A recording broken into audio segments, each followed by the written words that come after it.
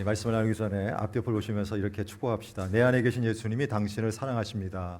내 안에 계신 예수님이 당신을 사랑하십니다. 아멘. 보통 설교 중에 핸드폰이 울리면 분위기가 산만해집니다. 특별히 설교가 한참 클라이맥스로 가고 있는데 벨이 계속해서 울리면 정말 분위기가 흐려지죠.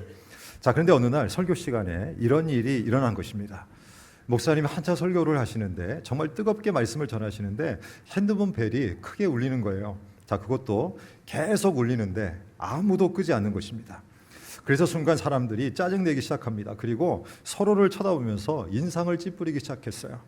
자, 그런데 나중에 범인이 누구인가 보니까 설교하시는 목사님이셨대요. 목사님 바지 속주머니에서 핸드폰이 울린 것입니다. 자, 그러자 순간 목사님이 당황하시면서 핸드폰을 꺼내더니 이렇게 하시더라는 거예요. 여보세요? 하나님이세요? 하나님, 저 설교 중입니다. 설교 빨리 끝내라고요? 예, 알겠습니다. 예, 설교 끝나고 나중에 곧 전화드리겠습니다. 자, 그러자 온 성도들이 박장대소하면서 크게 웃었다고 합니다.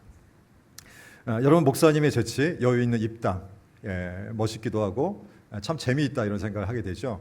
자, 그래도 여러분 설교 시간에는 핸드폰을 끄시는 게 좋습니다. 여러분, 저는 이 이야기를 들으면서 이런 생각이 올라왔어요. 어떤 상황에 있든지 이렇게 늘 하나님과 소통한다면 얼마나 좋을까? 하나님과 늘 소통한다면 얼마나 좋을까? 자, 오늘 2부 예배 나오신 여러분들은 하나님과 늘 소통하고 계시나요? 사실 하나님과 늘 소통만 해도 은혜가 있습니다. 힘이 있고 담대함도 생기고 여유가 생깁니다. 그리고 증언이 쏟아져요. 수많은 증언이 쏟아집니다. 하나님을 만나고 하나님께 들은 모든 것들을 고백하는 그런 증언이 있다는 것이죠. 제가 만난 하나님은 이런 분이십니다. 사랑이 많으시고 참 좋으시고 우리 하나님은 늘 격려해 주시고 위로해 주시는, 나를 구원해 주시는, 그리고 나와 함께 계신 분이십니다. 여러분, 사도행전 4장에 보면 사도 베드로와 요한이 복음을 전하다가 어려운 일을 겪게 되는 장면이 나옵니다. 갇히기도 하고 더 이상 예수의 이름으로 말하지도 말고 가르치도 말라고 하는 강한 협박을 그들이 받았습니다. 참 어려운 상황, 힘든 고통의 상황이 그들의 삶의 자리에 찾아온 것이죠. 자, 그런데도 성경을 보니까 이들이 어떻게 합니까? 가만히 있는 것이 아니라 오히려 힘있게 담대히 선언합니다. 우리는 보고 들은 것을 말하지 아니할 수 없다라고 선언하면서 오히려 계속해서 복음을 전하고 예수를 전합니다. 보고 들은 그 증언을 계속해서 하더라고요. 여러분, 이것이 보고 들은 자의 삶에 나타나는 증언의 파워입니다. 제가 수요 예배 때도 잠깐 나누었지만 지금 미국 LA는 난리가 아닙니다. 난리가 났습니다. 바로 우리나라 손흥민 선수가 LA 팀으로 이적을 하면서 유니폼을 사려는 사람들로 북새통을 이룬다는 거예요. 제가 뉴스를 봐보니까 어느 이제 유니폼을 파는 이 손흥민 선수의 이 이름과 번호가 적힌 그 유니폼을 파는 곳에 이제 기자가 갔는데, 근데 사이즈가 없다는 거예요. 그만큼 많은 사람들이 관심을 갖고 있습니다. 특별히 메트로 로스앤젤레스라고 하는 이곳에서 손흥민 선수의 입단을 기념해서 실제로 역 이름을 만든 것은 아니고 손흥민 역이라고 하는 환영 문구도 게시했다고 합니다. 그리고 첫 경기를 본 수많은 사람들이 증언을 하는 거예요. 와, 역시 손흥민 선수는 대단합니다. 기대가 됩니다. 기대가 됩니다. 여러분, 작년 우리 교회에서 작년에 동문가족 수련회를 다녀왔는데요. 여전히 동문가족 수련회를 다녀온 분 안에는 감동이 있습니다. 그리고 증언이 여전히 있더라고요. 작년에 너무 좋았습니다. 장소도 좋았고 프로그램도 좋았고 시작부터 끝까지 너무 좋았어요. 그리고 목사님, 숙소가 너무 좋아서 앞으로 그 밑으로는 안 됩니다. 이렇게 말하는 분들이 많더라고요. 여러분, 이처럼 보고 듣고 경험한 자들의 고백은 다릅니다. 증언의 강도가 세다는 거예요. 증언의 강도가 강하다는 것입니다. 자, 그런 점에서 오늘 본문에 나오는 사람들의 증언에 오늘 우리 모두는 주목할 필요가 있습니다. 여러분, 오늘 본문에 보면 수많은 사람들의 증언이 나오는데 19절로 34절을 봐보시면 세례 요한이 예수님을 증언합니다. 자, 그리고 35절로 49절은 예수님을 만난 제자들, 즉 안드레, 빌립, 나다나엘의 증언이 나옵니다. 자, 먼저 오늘 보면 26절, 27절을 다 함께 같이 읽어봅시다. 요한이 대답하되 나는 물로 세례를 베풀거니와 너희 가운데 너희가 알지 못하는 한 사람이 섰으니 곧 내 뒤에 오시는 그이라. 나는 그의 신발끈을 풀기도 감당하지 못하겠노라 하더라. 아멘. 여러분, 이 내용은 세례 요한이 바리새인들이 예루살렘에서 보낸 자들 앞에서 증언한 내용이에요. 자, 근데 어떤 내용을 증언합니까? 너희 가운데 너희가 알지 못한 한 사람이 섰으니 곧 내 뒤에 오시는 그이라. 자, 여러분, 이 사람이 누구일까요? 누구를 가리킵니까? 바로 예수님을 가리킵니다. 자, 근데 그 다음 말을 주목해 볼까요? 세례 요한이 그 다음에 또 이렇게 증언해요. 나는 그의 신발끈을 풀기도 감당하지 못하겠노라. 여러분, 자료에 의하면 당시 유대인들이 신던 신발은 보통 우리가 지금 신는 신발과는 좀 다르죠. 샌들 형식의 신발을 신었대요. 한번 사진을 봐볼까요? 자, 여러분, 이 사진 속의 이 신발이 당시 유대인들이 신었던 샌들 형식의 신발입니다. 자, 근데 이 샌들의 끈을 보통 누가 푸느냐? 종이 푼다는 거예요. 그러니까 종이 유대 풍습에 의하면 상전, 즉 주인의 신발끈을 풀어주기도 하고 그리고 발을 씻기는 것이 관리했다는 것입니다. 자, 근데 지금 오늘 본문에서 세례 요한이 어떤 고백을 지금 하고 있습니까? 어떤 증언을 하고 있습니까? 자신은 예수님의 신발끈조차도 푸는 일을 감당할 수 없습니다 라고 이렇게 말을 하고 있다는 거예요.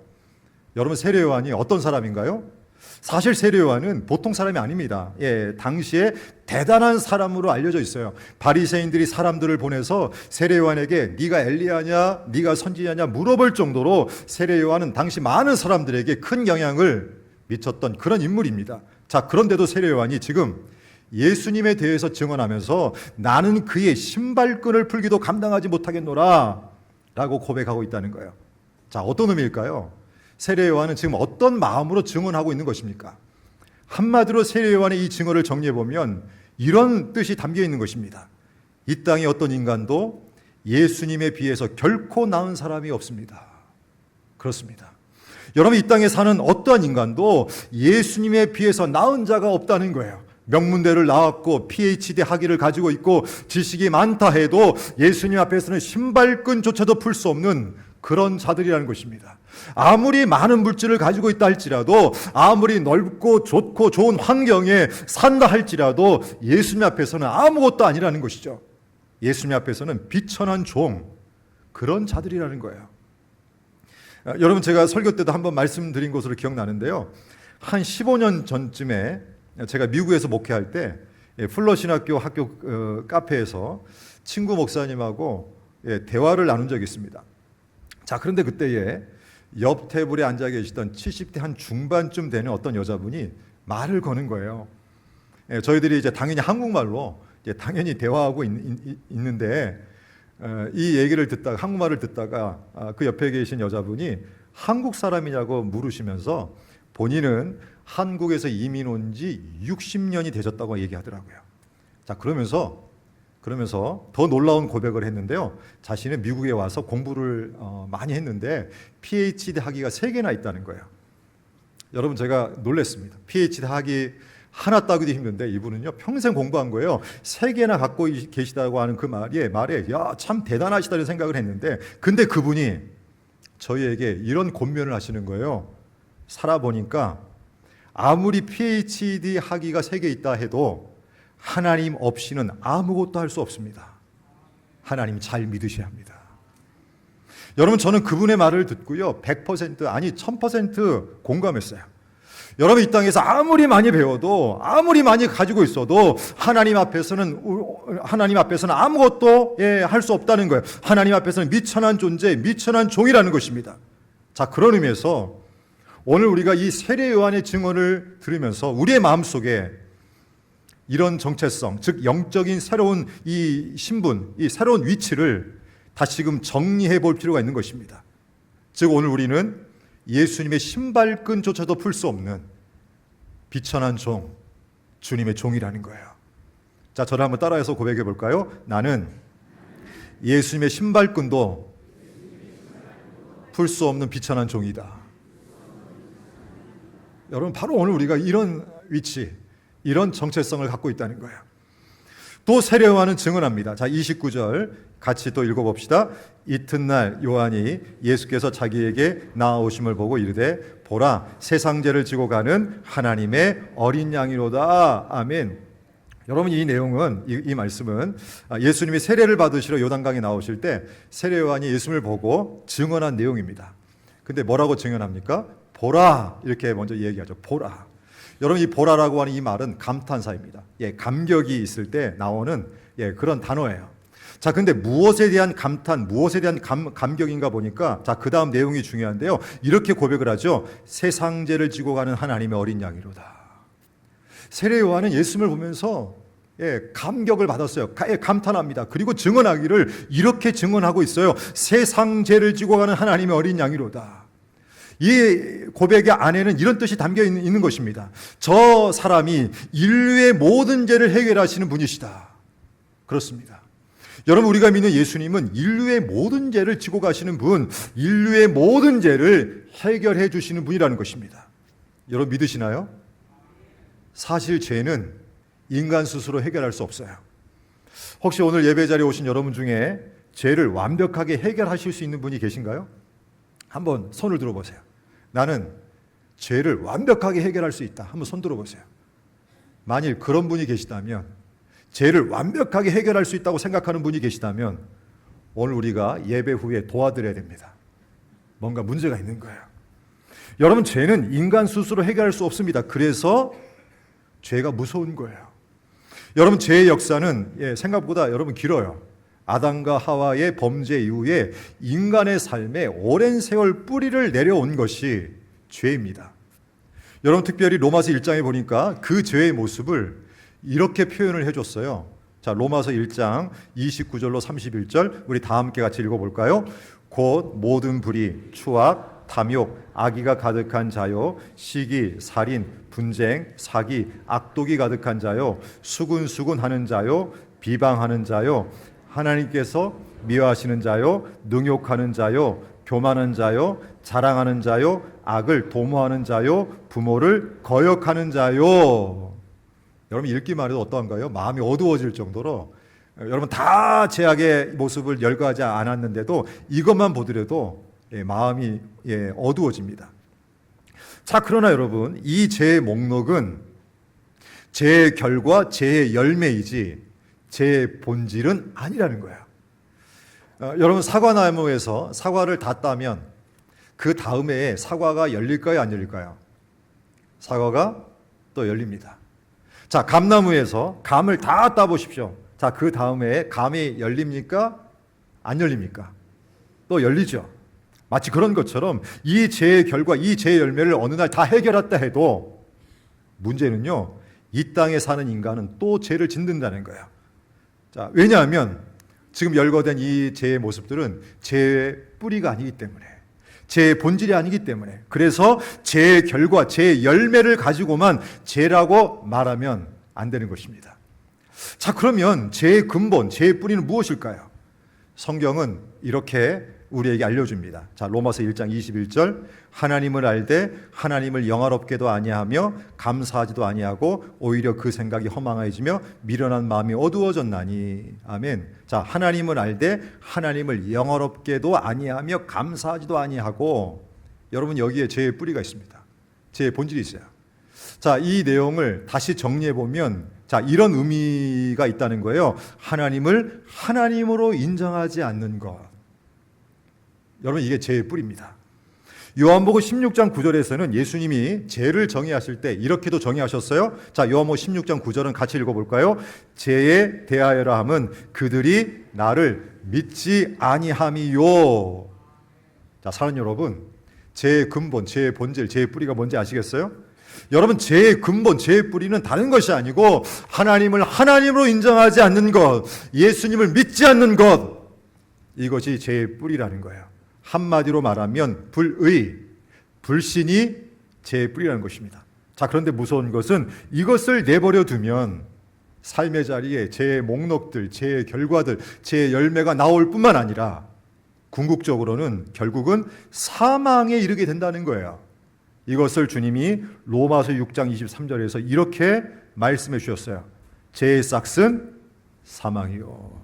그래서 하나님을 인정하지 않고 예수를 믿지 않는 죄가 무서운 것입니다. 자, 사랑하는 여러분, 저는 오늘 우리 모두는 결코 이 죄악의 길로 가지 않기를 소망합니다. 자, 그러나 여러분, 또 은혜가 있는데요. 은혜가 무엇인가?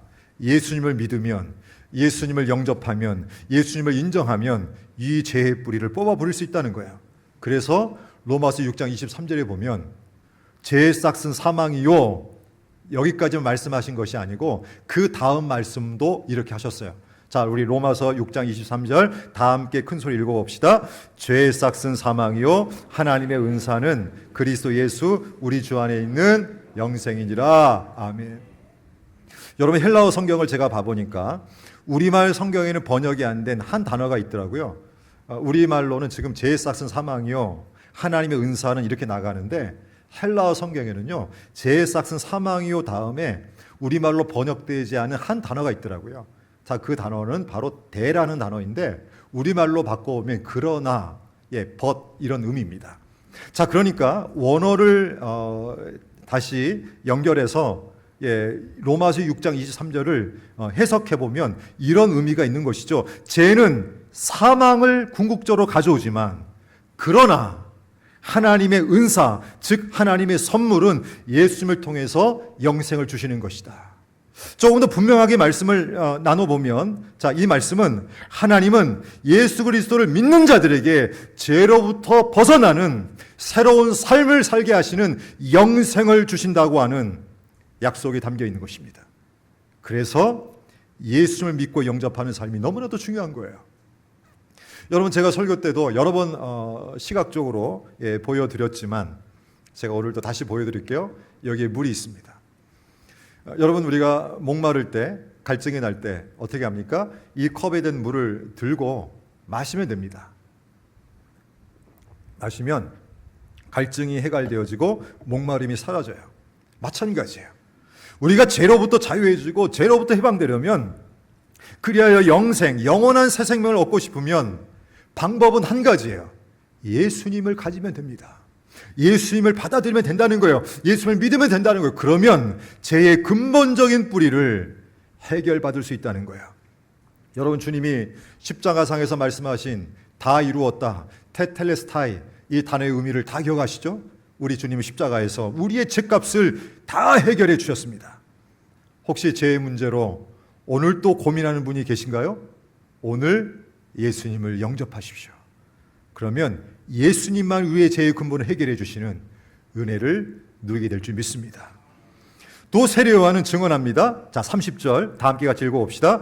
내가 전에 말하기를 내 뒤에 오시는 사람이 있는데 나보다 앞선 것은 그가 나보다 먼저 계심이라 한 것이 이 사람을 가리킴이라. 아멘. 자, 세례 요한의 증언이 계속되는데요. 자, 이 내용을 보면 세례 요한이 이렇게 얘기하죠.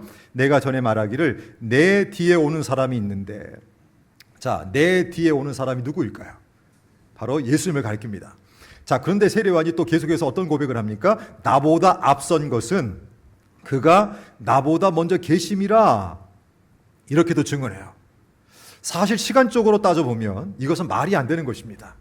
자, 왜 그럴까요? 세례 요한은 예수님보다 6개월 먼저 태어난 사람이기 때문에 따져보면 세례 요한이 예수님보다 6개월 형님입니다.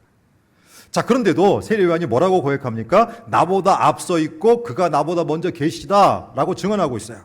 자, 어떤 의미일까요? 나보다 앞섰다는 것은 예수님의 위치와 예수님의 권위가 세례 요한보다 비교할 수 없이 우월하다, 이런 뜻입니다. 그가 나보다 먼저 계시다, 이 의미는, 이 말의 의미는 예수님은 세상이 창조되기 전부터 존재하는 분이시다, 이런 의미예요. 즉 예수님은 모든 인간보다 먼저 계신 분, 창조자이시다. 지금 이런 고백을 하고 있다는 거예요. 예, 맞습니다. 우리가 믿는 예수님은 모든 인간보다 먼저 계신 분, 세상이 만들어지기 훨씬 전부터 존재하신 창조자이십니다. 그래서 사도 요한이 요한복음 1장 1절로 3절에서 이런 고백을 한 이유가 여기에 있는 거예요. 자, 요한복음 1장 1절로 3절 말씀을 다 함께 같이 읽어봅시다. 태초에 말씀이 계시니라. 이 말씀이 하나님과 함께 계셨으니 이 말씀은 곧 하나님이시니라. 그가 태초에 하나님과 함께 계셨고 만물이 그로 말미암아 지은 바 되었으니 지은 것이 하나도 그가 없이는 된 것이 없느니라. 아멘. 자, 태초에 말씀이 계셨다. 여러분, 여기서 말씀은 예수님을 가리키는데 태초에 계셨다는 거예요. 자, 근데 여러분, 요한복음 1장 1절 지금 읽은 이 말씀에서의 태초와 창세기 1장 1절에 나오는 태초는 완전히 다른 의미입니다. 창세기 1장 1절 태초에 하나님이 천지를 창조하시느니라, 이때의 태초는 시간의 시작을 의미합니다. 자, 그러나 지금 읽은 요한복음 1장 1절에 나오는 태초는 시간의 시작 전, 훨씬 전을 의미해요. 그런데 예수님이 어떻게 계셨다고요? 언제부터 계셨다고요? 시간의 시작 전, 언제부터인지는 알 수 없지만, 모르지만 말씀이신 예수님은 이미 하나님과 함께 계셨다는 거예요. 그리고 그 예수님은 하나님의 창조 사역에도 참여하셨다는 거예요.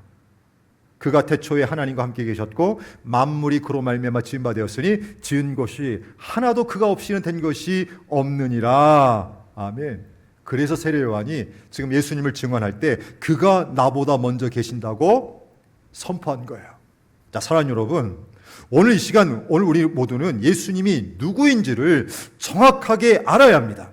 우리가 믿는 예수님은 비록 이 땅에 육신을 입고 오셨지만 세상의 어떤 존재보다도 먼저 계신 분, 세상을 만드신 주인, 창조자라는 거예요. 그래서 예수님은 우리의 완전한 의지의 대상이 되시는 것입니다. 여러분, 발로 쓴 내 인생의 악보라는 책이 있습니다. 아마 여러분들 중에 읽어보신 분도 있을 텐데요. 이 책의 내용은 바로 레나 마리아라는 분에 관한 이야기예요. 레나 마리아. 여러분, 이분은요, 태어날 때부터 두 팔이 없습니다. 한쪽 다리가 짧은 정말 중증 장애인. 한번 사진을 봐볼까요? 자, 저 왼쪽의 모습이 어린 시절의 모습인데요. 태어날 때부터 두 팔이 없었고, 그리고 한쪽 다리도 없고 한쪽 다리마저 짧은 그런 장애인. 그런데 이분이 3살 때부터 수영을 해서 장애인 올림픽 스웨덴 대표로 나가서 4개의 금메달을 따는가 하면 스톡홀름 음대에 들어갔고 졸업한 이후에 가스펠송을 공부해서 여러분, 이분이 복음성가 가수로 활약합니다. 이미 아시는 대로 우리나라에도 몇 번 왔었죠. 그리고 이분이 못하는 게 없대요. 바느질도 하고 운전도 하고 모든 걸 다 합니다. 자, 그런데 이분이 어떤 고백을 합니까? 이분은 주님을 믿는 분인데, 주님을 의지하는 분인데 이런 고백을 했다는 거예요. 제 인생은 언제나 하나님이 책임져 주셨습니다. 제 인생은 언제나 하나님이 책임져 주셨습니다. 여러분, 어떻게 이런 고백을 할 수 있었을까요? 정답은 한 가지예요. 이 레나 마리아 역시 창조자이시고 모든 것을 다스리시는 주인 되시는 예수님만을 의지했기 때문에 바로 예수님으로부터 책임져 주시는 은혜를 입은 것입니다. 자, 사랑하는 여러분, 예수님은 보통 분이 아니시고 창조주이시고 주인이십니다. 우리가 그분을 의지할 때 우리 주님은 오늘도 우리의 인생, 우리의 가정, 우리의 자녀, 우리 교회, 우리의 삶을 책임져 주실 줄 믿습니다. 또 세례 요한은 증언합니다. 34절 다 함께 같이 읽어볼까요? 내가 보고 그가 하나님의 아들이심을 증언하였노라 하니라. 아멘. 내가 보고. 자, 세례 요한은 예수님이 세례 받으실 때 성령이 예수님 위에 머무는 것을 보고 확신 있게 증언합니다. 아, 저분이 하나님의 아들이시다. 저분이 하나님의 아들이시다. 여러분, 예수님이 하나님의 아들이시라는 것은 예수님이 하나님이시다 라고 하는 의미입니다. 성경에 보면 이것을 계속해서 증언을 또 하고 있어요.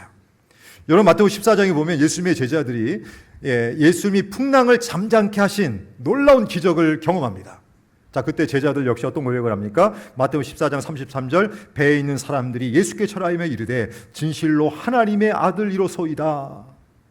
마태복음 16장에 보면 예수님이 자신이 누구인지 질문합니다. 그때 베드로는 이렇게 대답을 해요. 마태복음 16장 16절 시몬 베드로가 대답하여 이르되 주는 그리스도시요 살아계신 하나님의 아들이시니이다. 여러분, 마태복음 27장에 보면 예수님이 십자가에서 죽으실 때 앞에 있던 백부장과 군인들이 증언을 합니다. 십자가에 매달리신 그 예수님을 바라보는 백부장과 군인들이 이렇게 증언합니다. 마태복음 21장 54절, 백부장과 및 함께 예수를 지키는 자들이 지진과 그 일어난 일들을 보고 심히 두려워하여 이르되 이는 진실로 하나님의 아들이었도다. 아멘. 여러분, 누구누구의 아들이라는 것은 그 사람이 누구인지를 알 수 있는 표현이에요. 성경에 보니까 한두 사람도 아니고 수많은 사람들이 예수님이 하나님의 아들이라고 전하는 것을 보면 예수님은 분명히 하나님의 아들, 즉 하나님이시라는 거예요. 자, 그러나 역사적으로 이 진리를 왜곡하는 자들이 있었습니다. 여러분, 초기 기독교 역사에 보면, 교회사에 보면 아리우스라는 사람과 아타나시우스라는 사람의 논쟁이 나옵니다. 유명한 논쟁이거든요. 이 아리우스와 아타나시우스의 논쟁. 이 아리우스라는 사람은 예수님은 완전한 신이 아니라고 주장합니다. 즉 예수님의 신성과 영원성을 부인하는 거예요. 반면에 아타나시우스라고 하는 사람은 예수님은 본질에 있어서 성부 하나님과 동일하다, 이렇게 주장했어요. 자, 근데 여러분, 이 논쟁의 결론이 여러분 주후 325년, 그러니까 325년 니케아 공의회 때 1차적으로 종결되어지는데요. 그때 어떻게 종결되어졌냐면 이 아리우스를 이단으로 정죄하고 정확한 결론을 내립니다. 그때 내린 결론이 지금까지 유효한데요. 바로 이것입니다. 예수님은 참 하나님이시며 참 인간이시다. 이 결론을 내렸어요. 자, 사랑하는 여러분, 우리가 믿는 예수님은 하나님이십니다. 하나님이셔요. 또 오늘 본문에 보면 예수를 만난 안드레의 증언도 나옵니다. 자, 예수를 만난 안드레가 그의 형제 시몬에게 찾아가서 이렇게 증언하는 거예요. 자, 우리 41절 다음과 같이 읽어볼까요? 그가 먼저 자기 형제 시몬을 찾아 말하되 우리가 메시아를 만났다 하고, 메시아는 번역하면 그리스도라. 아멘. 여러분, 이 메시아라고 하는 단어는 히브리어입니다. 히브리어. 구약 성경이 처음 쓰여진 언어가 히브리어거든요. 근데 이제 이 메시아를 그대로 지금도 쓰고 있어요. 메시아는 히브리어인데 의미가 뭐냐면 구원자라는 뜻을 갖고 있어요. 자, 그리스도라고 하는 이 단어는 헬라어 크리스토스라고 하는 이 단어를 그대로 우리말로 음역을 한 것입니다. 의미가 구원자라는 뜻이에요. 여러분, 예수님은 어떤 분이신가? 우리를 구원하신 메시아 그리스도시라는 거예요. 저와 여러분을 죄에서 구원해 주셨고, 모든 염려에서 구원해 주셨고, 상처와 아픔에서 구원해 주셨고, 인간이 해결할 수 없는 죽음의 문제에서도 구원해 주신 분이 우리 예수님이십니다. 그래서 구원자 되시는 예수님을 만나면 소망의 걸음을 걷게 되어지는 것이죠. 여러분, 저는 목사로서 수많은 장례식에 참여해 봅니다. 장례식을 인도하고 예배를 인도하고 그렇게 하고 있는데요. 근데 장례식에 갈 때마다 한 가지 감사한 게 있어요. 뭐가 감사하냐면 장례식에서도 찬송할 수 있다는 것이 감사하더라고요. 여러분, 세상 사람들은요, 보통 장례 가면 어떻습니까? 눈물을 많이 흘리고 탄식을 많이 하고 곡소리도 냅니다. 여러분, 화장터에 가면 분위기가 완전히 달라요. 완전히 다릅니다. 무거운 감정들이 믿지 않는 자들의 모습 속에는 그저 그냥 드러나요. 그러나 믿는 자들은 어떻게 합니까? 장례식장에서도 찬송합니다. 화장터에서도 찬송해요. 왜냐하면 예수 그리스도를 믿는 자의 영혼을 우리 주님이 죽음에서 영원한 천국으로 인도해 주시기 때문에 그렇다는 거예요. 우리 주님은 구원자이십니다.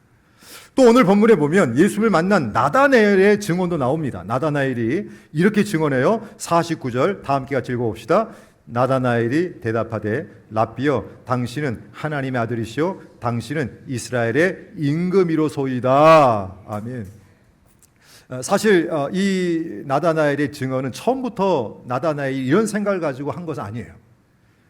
빌립이 나사렛 출신 예수님이 성경에서 말하는 메시아라고 말했지만, 여러분, 처음에는요 나다나엘이 인정하지 않았어요. 그래서 오늘 본문을 이미 우리가 읽었지만 오늘 본문의 내용을 보면 나다나엘이 오히려 이렇게 생각을 합니다. 아니, 나사렛에서 선한 것이 어떻게 날 수 있어? 날 수 없어. 그래서 빌립에게 이렇게 말을 하죠. 46절을 봐보시면 나다나엘이 이르되 나사렛에서 무슨 선한 것이 날 수 있느냐. 사실 당시 나사렛 동네가 어떤 동네인지를 조금 안다면 나다나엘의 처음에 이 반응을 그래도 조금 이해할 수 있어요. 예수님 당시 나사렛은 좋은 동네가 아니었습니다. 인구가 400에서 500명 정도밖에 안 되는 아주 작은 마을이었고요. 주민들은 주로 농업에 종사하거나 목수, 즉 건축 노동자 같은 육체 노동을 하는 자들이 많았다는 거예요. 그래서 나사렛에 사는 사람들은 가난했습니다. 그리고 유대 사회의 중심지인 예루살렘과는 거리가 정말 멀리 떨어져 있었고 이방 문화의 영향도 많이 받은 곳 중에 하나가 나사렛이었어요. 정말 작고 초라하고 가난하고 주변 사람들에게 무시당하던 변방의 시골 마을, 세상의 눈으로 보면 보잘것없고 초라한 곳이 나사렛이었습니다. 그런데 빌립이 그곳 출신 예수라는 사람이, 즉 나사렛 동네 출신 예수라는 사람이 성경에서 증언하는 메시아라고 말을 하고 있으니, 그래서 처음에 나다나엘은 완강하게 나사렛에서 무슨 선한 것이 날 수 있느냐라고 반문한 것입니다. 자, 그러나 이런 나다나엘이 조금 지나서 예수를 만나고부터는 어떻게 됐습니까? 생각이 달라졌어요. 고백이 달라졌습니다. 예수를 만난 이후에 이렇게 고백합니다. 당신은 하나님의 아들입니다. 당신은 이스라엘의 임금입니다. 자, 어떤 의미일까요? 이런 뜻으로 얘기한 거예요. 예수를 만난 나다나엘이 예수님, 당신이 진짜 하나님이시군요. 당신은 이 땅의 왕이십니다. 여러분, 예수를 만나면 관점이 틀려지고 세상을 바라보는 프레임이 달라집니다. 생각이 달라져요. 그렇습니다. 여러분, 예수님은 이 나다나엘의 고백처럼 보통 분이 아니시고 하나님이시며 이 땅의 왕이시라는 거예요.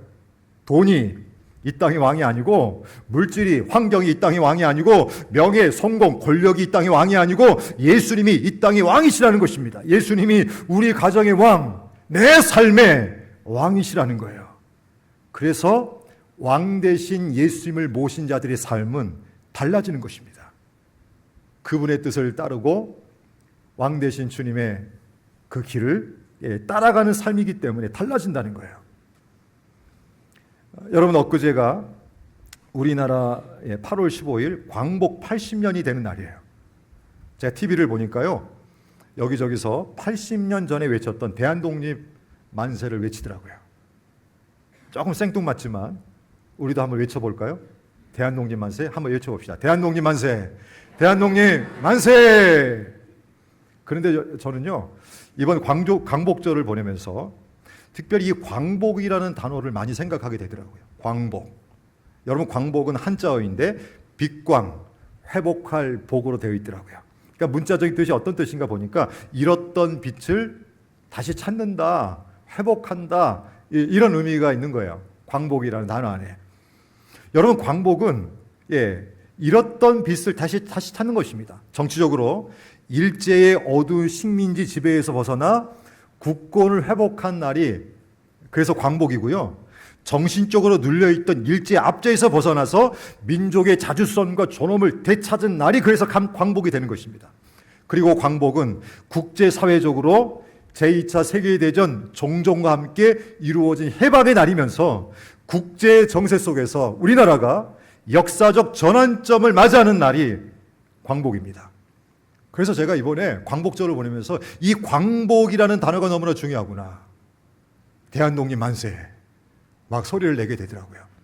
그런데 이 광복이라는 단어를 계속 생각해 보니까 이 광복이라는 단어는 신앙 쪽으로도 연결되는 거예요. 특별한 의미로 다가오더라고요. 바로 어두운 죄악 속에 헤매던 우리가, 즉 허물과 죄로 죽었던 우리가 예수님을 통해서 빛의 자리, 생명의 자리, 하나님의 나라, 영생의 자리로 회복되는 광복. 여러분, 이렇게 생각해 보니까 진짜 광복이 은혜가 되는 거예요. 그래서 제가요, 광복절을 보내면서 집에서 대한독립 만세 외치다가 나중에는요, 예수님 만세 이렇게 외쳤습니다. 그래서 우리 다시 한번 외쳐볼까요? 이제는 예수님 만세를 외쳐봅시다. 시작. 예수님 만세. 조금 작은 것 같아요. 한 번 더 외쳐봅시다. 시작. 예수님 만세. 자, 사랑하는 여러분, 정말 예수님 만세입니다. 예수님은 이 땅에 오셔서 우리를 구원해 주신 왕이십니다. 이 땅의 통치자, 우리의 가정, 우리 나라, 이 땅을 지금도 통치하신다. 그래서 우리가 잘 되려면 어떻게 되는가? 우리의 가정, 우리 교회, 우리 이 사회가 잘 되려면, 우리나라가 잘 되려면 정답은 한 가지예요.